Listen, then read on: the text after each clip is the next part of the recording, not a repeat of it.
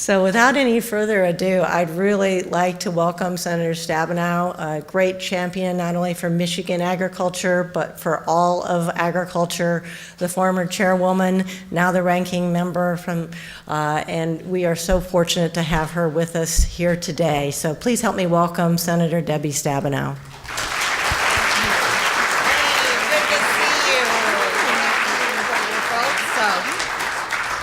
Well, good afternoon.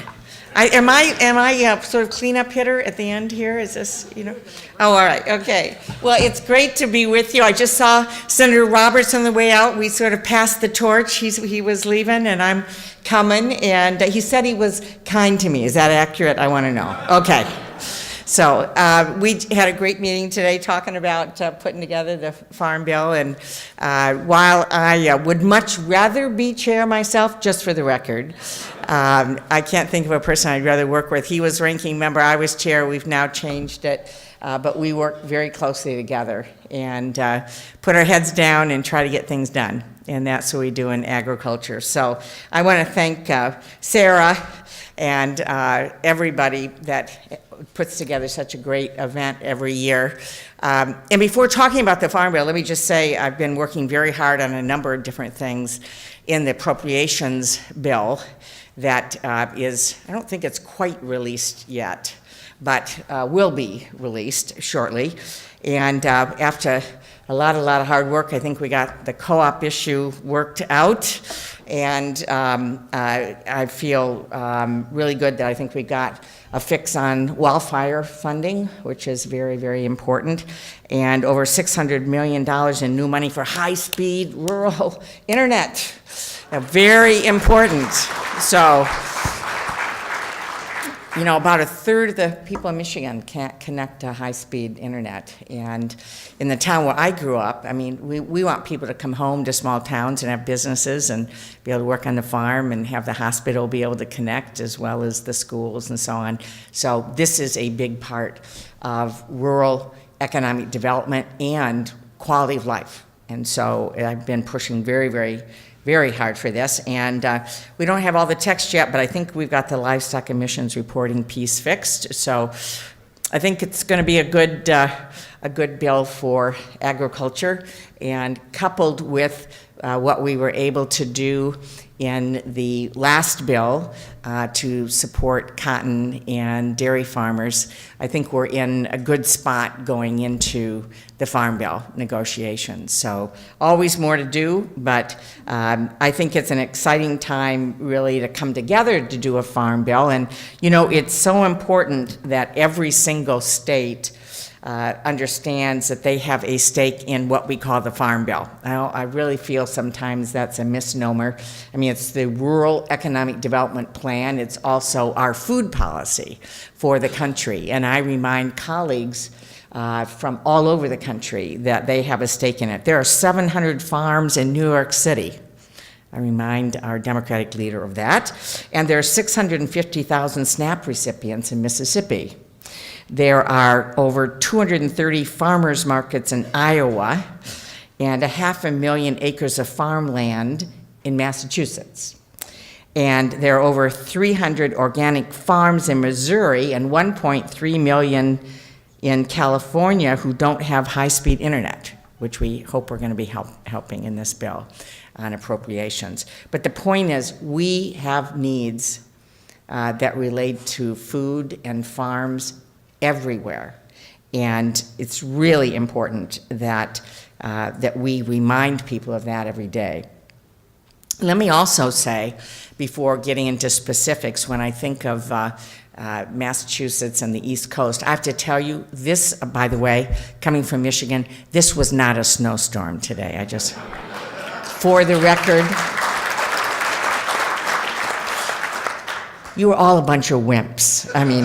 They shut down the federal government. I looked outside this morning and said, what? What is this? It looked like powdered sugar on the ground. So I just want you to know, in Michigan, this would be an average day. But we care about all the country, even communities that don't understand what snow is. And And we are, Senator Roberts and I are going to do everything we can working together, as we always have, to pass a farm bill in the Senate and hopefully all the way through this year. And we're going to do it regardless of what is happening in the House. So we will proceed on what we think is the best thing to do. We intend to maintain a broad bipartisan coalition to support a comprehensive bill. That's how we got it done before. In the last farm bill, we had over 500 different groups that supported the farm bill. Hunting and fishing and conservation, environmental groups and rural economic groups and energy groups and research groups and nutrition and hunger groups and traditional farm commodity groups. And in the world we are in, that's what it takes to get a farm bill done. And so that's a high priority for me. Together, last time around, we passed reforms that saved now over $80 billion, more than we originally had anticipated in the policies that we put in place. And now we're going into a tough time. Rather than prices being high, as they were when we negotiated last time, we face a tough farm economy with prices down 50% since 2014, and I'm very aware of that as well. So while the family safety net is costing less in dollars because people are going back to work in the economy and no longer needing some temporary help, the farm safety net is in a different spot, and we've got to make sure that that's strong. I also want to say that despite President Trump's budget cuts of $260 billion, we all agree that we're not doing that. So we couldn't write a farm bill if we had to put that much in cuts in. Last time we worked really, really hard to get $23 billion in savings, and it was not easy. And this is just not the way we're going to write the farm bill. We've already got some challenges. In the last bill, we had 39 different smaller but very important programs that together only added up to $3 billion, but those 39 don't have any baseline going forward, and that's everything from beginning farmers, and we added veterans to that. I'm very pleased we did. The Farmer Veterans Coalition in Michigan, I think, is the largest in the country, and we're helping veterans coming home either go back to the farm or start farming. But we need to continue that. We need to continue beginning farmers. We need to continue the Agricultural Foundation program, as well as farmers markets, and the Double Up Bucks program that has been very, very successful in supporting families being able to buy fruits and vegetables. So these are a small part of the budget, but I'm very concerned, and Senator Roberts is, that we find dollars to be able to continue them because they don't have baseline. And certainly in research, he and I worked together last time putting in the separate legislation on the Research Foundation. We want to keep that going. We will keep that going. We know that every dollar invested in research returns $20 to the national economy. But again, that does not have ongoing baseline, so we're going to have to really work on that. We also know that by reaching out that and including these things, we add political support for passing the Farm Bill, which is very important. Again, broad coalition.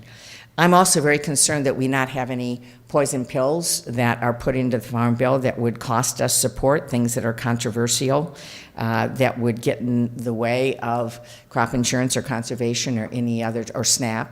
That's not the way we can do things and actually get a Farm Bill passed. So we're going to work together on a bipartisan basis. And I think it's important. We have over 40 different marker bills that are bipartisan that members have put in. One that Senator Ernst and I put in to make some changes and streamline the Regional Conservation Partnership Program, which was new in the last Farm Bill. It's, I think, doing great things, local partnerships, local decisions, but we've heard about bureaucracy and wait times to be able to get projects approved, and so we've gone in, listened, made some changes to streamline that program. And we've got a number of other colleagues that are, all of them putting in bipartisan marker bills, which I think are important for us to incorporate to the extent that we can. So I'm excited about the Farm Bill again. I can't believe it's been 5 years. This is an incredibly important part of our economy and important work that we need to do in Congress. In Michigan, 1 out of 4 jobs is in agriculture or the food economy. And that's a lot of jobs. And I don't think we have an economy, quite frankly, unless somebody grows something and somebody makes something. And that's what we do in Michigan, which is why I'm so focused on agriculture as well as on manufacturing. But I think if we're going to have a middle class in this country, we have got to be focused on supporting those that grow things and supporting those people who make things, and that's top priority for me. So thank you for all your interest and leadership and involvement. I think we're off to a good start with what we've been able to do in the budget and in the appropriations process, and I'm looking forward to a great Farm Bill. Thank you. Thank you, Lauren.